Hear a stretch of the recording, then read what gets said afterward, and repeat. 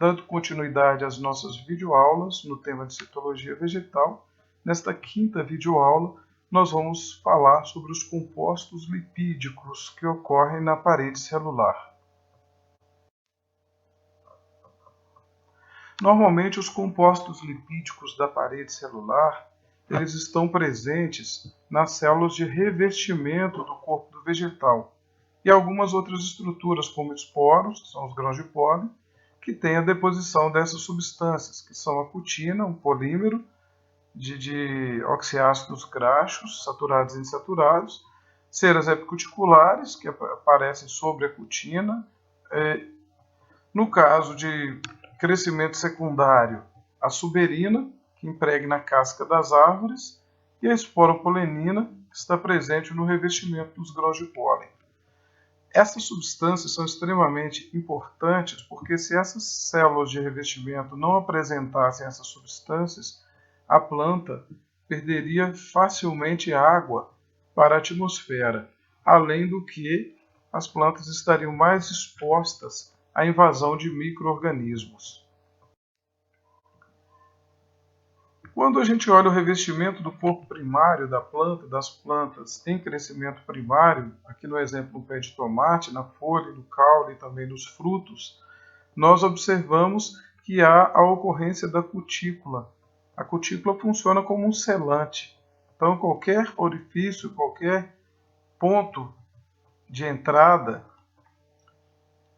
que poderia ser um ponto de entrada de micro-organismos, é selado pela presença da cutícula. É uma camada de cera e polímeros lipídicos insolúveis que impregnam a parede das células epidérmicas. E ela tem uma função muito importante de proteção, como veremos adiante. Num primeiro olhar, nós podemos pensar que a cutícula é uma camada única, uma camada simples.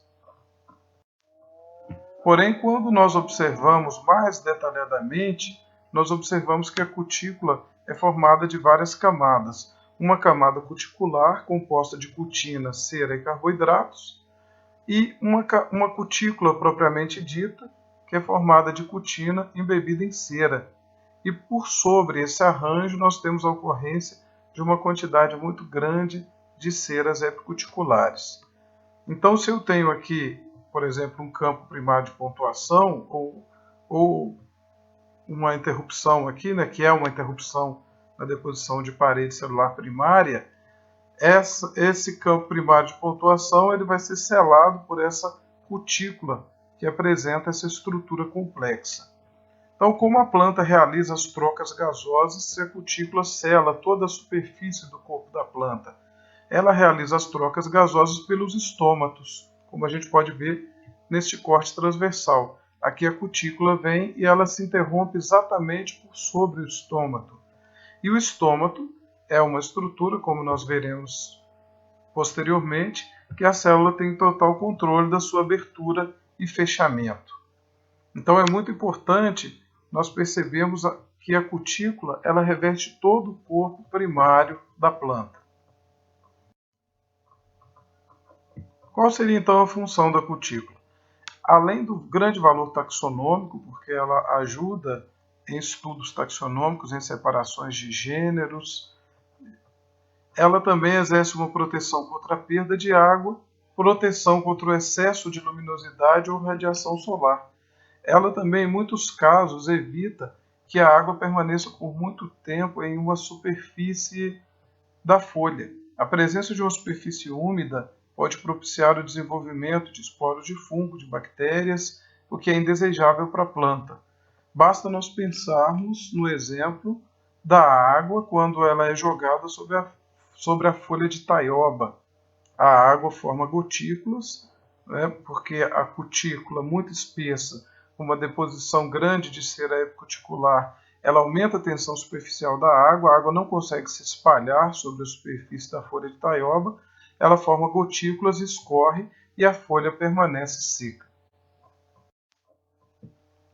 No caso de plantas com crescimento secundário, no corpo secundário da planta, o que reveste é o suber. O suber é composto por suberina. Aqui a gente observa o felogênio aqui formando o suber, as células do suber, elas vão sendo impregnadas aos poucos por suberina, até que no processo final elas são totalmente impregnadas pela suberina e morrem no processo final.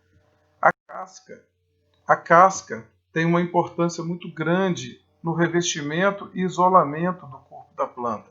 Basta nós pensarmos que, a partir da casca da corticeira, é feito a rolha, que é utilizada no fechamento de garrafas de vinho. E um vinho dura 15, 20 anos sem contato com oxigênio, porque a rolha, de fato, ela é hermeticamente fechada. Então, a suberina, ela impregna as células do suber, da periderme ou casca da planta adulta com crescimento secundário. Isso é uma vantagem. Em plantas como, por exemplo, plantas do cerrado, isso é extremamente importante, porque a casca protege contra as variações de temperatura. Em caso das queimadas, por exemplo, que ocorrem no cerrado, a planta fica protegida pela presença de uma casca com a suberina, que funciona também como isolante térmico. Então, considerada como sendo um polímero, formado por parte constituída por poliésteres alifáticos, como nós estamos vendo aqui, né, e parte constituída por grupos aromáticos, similares aos da lignina. Isso é um modelo proposto em 1997 por esse pesquisador